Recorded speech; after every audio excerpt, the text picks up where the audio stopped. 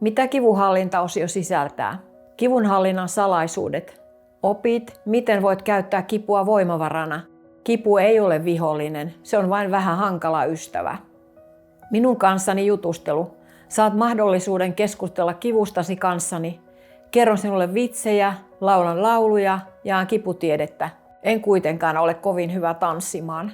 Kipu ja työelämä. Opin, miten voit sovittaa kivun ja työn yhteen.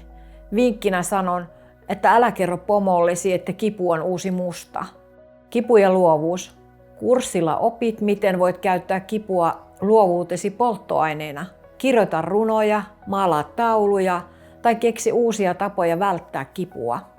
Kipu ja kahvi. Kurssilla ei todellakaan ole kahvia, mutta voit juoda omaasi samalla kun opiskelet. Kahvi ei ole kivun vastakohta, mutta se auttaa sinua heräämään aamuisin. Elämäntapamuutosta ei tarvitse tehdä yksin. Jokaisen polku on erilainen. Minun tehtäväni on auttaa sinut alkuun ja tukea sinua matkalla kohti uutta.